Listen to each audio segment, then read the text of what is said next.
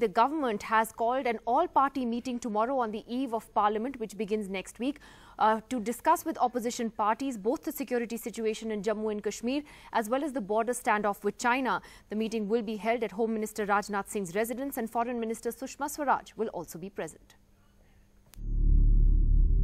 As India faces a crisis on the border with China and a deteriorating security situation in Kashmir, Home Minister Rajnath Singh will brief the opposition tomorrow at an all-party meeting at his home.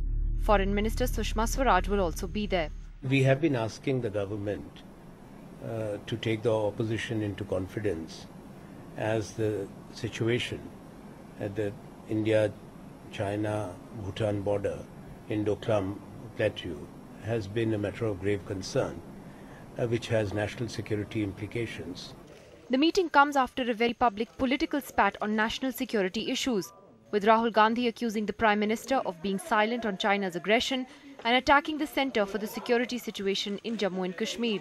As far as Doklam area, the Foreign Ministry meanwhile said it was in touch with Beijing diplomatically and snubbed China's offer to mediate on Kashmir. We have diplomatic channels available. The embassies are there in both countries, and those channels will continue to be used. We have seen the report.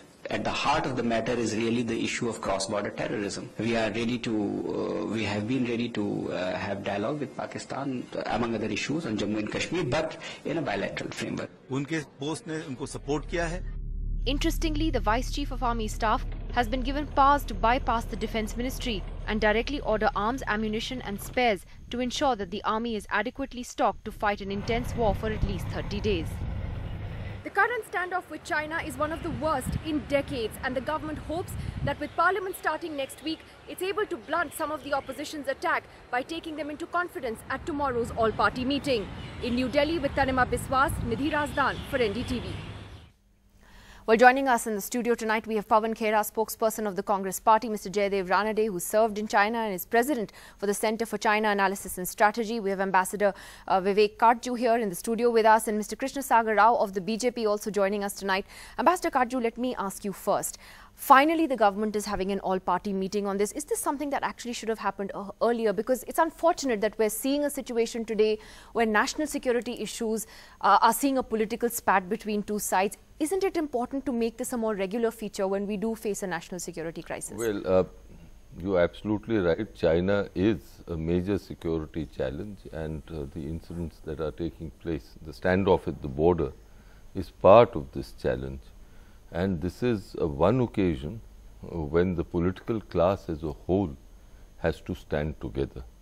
Because if we don't stand together, our adversaries will exploit the situation. Consultation is a process which is inherent in a democracy. And it is that process which has been a characteristic of our democratic process. And I would like to think that all governments, including this government, have carried on that tradition. But except Mr. Ranade, that normally hasn't been the case, and therefore I think it's welcome that the government is finally doing this. You've had time to really assess where things stand with China at the moment, and in your assessment, is it getting any better at all? The two governments are in touch, they are using diplomatic channels to be in touch, but what do you think? Has it got worse? Or has it got any better? Well, I'd say that the situation, frankly, is serious. I mean, I would not use the word alarming, but it's certainly serious. The kind of rhetoric that we are seeing emanating from China, from their state-controlled media, is something we haven't seen for many years. And they've raised all kinds of hot-button issues, which, at the very least, will leave a lasting impact on Sino-Indian relations for the future, for a long time. That's what I feel. As far as the briefing is concerned, I think this should have been assessed as something that could develop, even if it had not developed, it could develop into something serious, and all the political parties should have been briefed, at least the leaders of the political parties should have been briefed as to what situation is developing and how should it be handled. I mean, as Vivek said correctly, that there has to be unity at this stage, and particularly if things get out of hand. And let me just say that I wouldn't be surprised if things do get out of hand. It's already been over a month. Really? And when you say when you say out of hand, what does that mean? Well, I mean that the Chinese could up the ante. They could create a problem for us somewhere else, or at least threaten to create a problem somewhere else, and we have to be prepared for it. If it does happen, it will be something which is not calibrated. Before I get the politicians in, Ambassador Kardju, the fact that they're having an all-party meeting on this tomorrow, does that reflect that actually this crisis is, we've known it's serious, but perhaps as Mr. Ranade says, it's much more serious than we've known in public domain? I think Jaidev is right. It is serious. I think one of the points which the Chinese are relying on is that our polity is in a fractious mode, and that they will be able to see that the fault lines emerge. And that is why my plea to the political class is that this is one occasion when we must show that on issues concerning our national interest and our core national interest, the country is one. There are no divisions between the political class, and that has been the tradition of our political class. And I have every confidence that they will again show that. Except that I think that tradition maybe died, many years ago. I've seen so many, even terrorist incidents being politicized, even during Mumbai. But Pawan, let me ask you. Now, there was a lot of criticism of Rahul Gandhi's meeting with the Chinese envoy. The simple point is he has every right to have a meeting with the Chinese ambassador, so what? But the Congress just tied itself up in knots. First, denying that the meeting happened, then finally accepting that it did happen, and then Rahul Gandhi, tearing into the Prime Minister on Kashmir as well as China. Why not just accept it? Was this just badly handled? People who denied were not in the know of this meeting. And but they were the head of the communications department. No, the head of the communication department, Randeep Surjewala, was away in the ICU with his father, and there was a communication. He tweeted in the morning about fake news, so it being fake news. I'll just clarify once for all. The network where he was very poor. So he couldn't hear, most of the time he couldn't hear what was happening with RG's office. So this happens. I mean, this is a small glitch of communication which was really hyped up. For no reason it was hyped up. I think that's behind us, and let's come back to what we are discussing right now. No, but why not just own up the meeting? We did own it up the moment everything got clarified. The communications chief realized what happened. He was told what happened, and he immediately was upfront about it. And absolutely, it's not just our right, but it's our duty to be briefed by envoys. We met the Bhutanese which is envoy. fine, but then own up to it. Leaders from Northeast. I mean, that's the way it is. Mr. Modi, as Chief Minister of Gujarat, met the US ambassador when the Devyani issue was absolutely boiling. We didn't object to it. Fair enough. He has every right to meet anyone. But the point that Ambassador Kardju makes about the need for political unity and how China would be looking at this. At the moment, Rahul Gandhi has really gone on the offensive on national security, whether it's J&K, whether it's China. How would you respond to, I think, his gentle advice to your party in particular? I don't think it's advice meant just for my party. I'm sure his advice is also for the Honorable Prime Minister, who goes on foreign soil criticizing the opposition. That's never been done before. And I think that should also stop. And Rahul Gandhi is articulating the angst of the people of India. Your foreign policy is a disaster. You can see the result of that disaster, whether it's in Pakistan, whether it's China. I mean, which neighbor of yours is with you now? Kathmandu is showing you eyes. Maldives is against you. Sri Lanka has made its own arrangements with China. Where are we now? Where do we stand? Our own neighbors have turned against us like never before. So I think this advice is for all of us. And the government should have called the leaders of opposition much before they invested in these misadventures. But robust diplomacy does not mean chest thumping. Now, Mr. Modi has to realize that robust diplomacy is what Mr. Manmohan Singh did during the Depsang incursions. What he did when our Arunachal Air Force officer was denied visa, we cancelled the military delegation. That's robust diplomacy.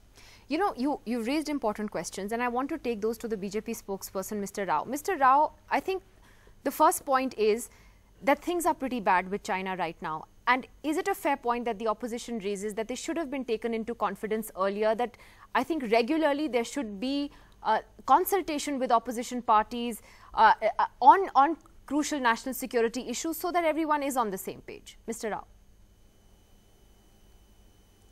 Yeah, Nidhi, you are aware when these developments occurred. It's only about 4 weeks since we have a Dokalam issue, and prior to that, Kashmir is a regular issue which we have, and the government has taken a decision to extend, an outreach and have a bipartisan convention of, having a meeting chaired by Rajnath Singh Ji, the Union Home Minister, tomorrow.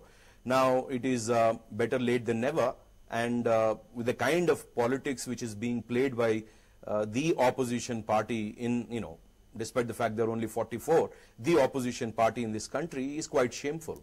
Now, no matter how much you defend, you have exposed yourself. You know, I'm talking in reference to Congress. Congress has been acting like Aam Aadmi Party, a party which is an anarchist party, which, you know, despite the fact that they have ruled 66 years of this nation, and most of the conflicts which we are facing today are inherited because of their incompetence. Still they get to, you know, have the right to blame Narendra Modi ji, who's unifying the support for India. Having said that, the politics If aside, the fact Nidhi, just let me have my say. No, I'm only asking Nidhi, let me have that my there are say. serious national I'm just security making one more issues statement. which the government also has to answer for. And does the government need to be more transparent on these issues, at least take, and not with the public, but at least take key opposition parties on board at regular intervals and tell them what's going on? Of course, yes. Why not? I mean, that's what we are doing now. So you have to actually welcome that we are doing it now, especially when there is a standoff happening and it is only about 3 weeks old.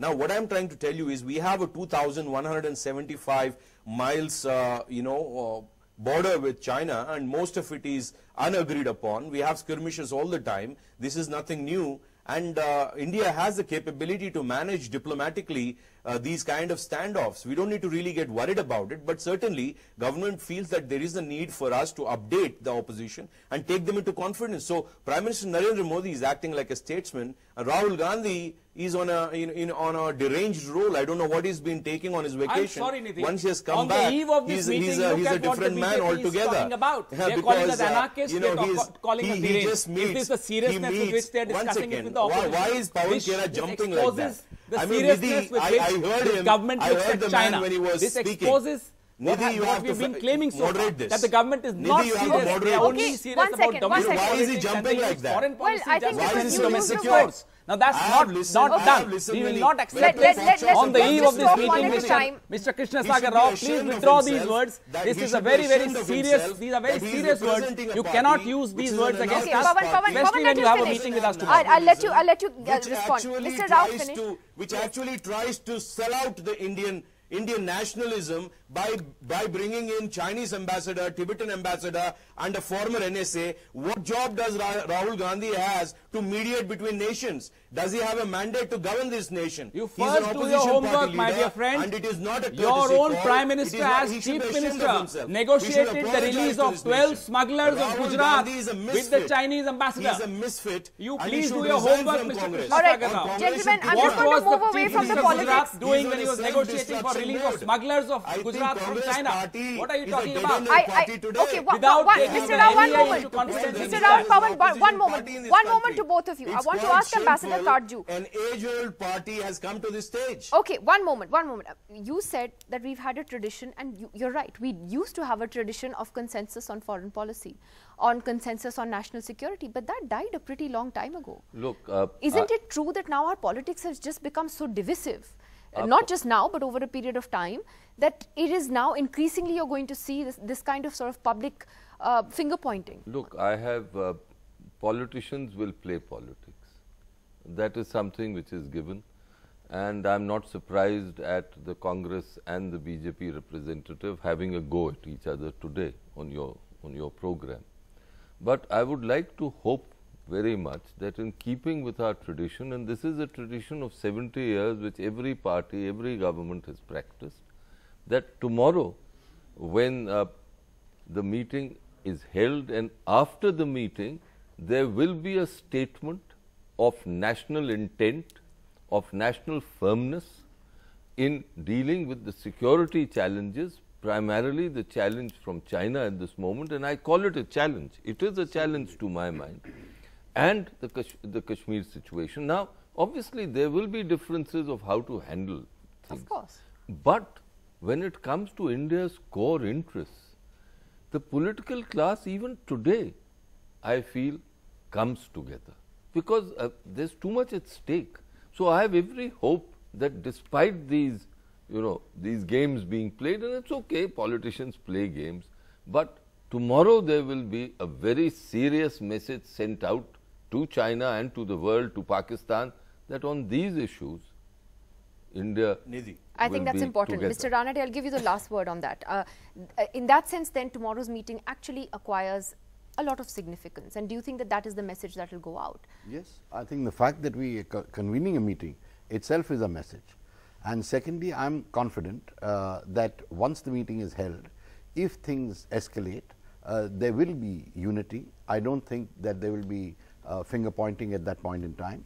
And I think we've seen ourselves go through various phases where state governments have tried to interfere in national policies, etc. That is something we had gone through, and I think we have evolved out of that. So I don't expect the parties to be divisive if things really escalate. All right. Well, I have to leave it there, and I'd like to revisit this issue over the next few days because there's still a lot to talk about regarding China. Thank you to you for joining us, to all of you for joining us tonight.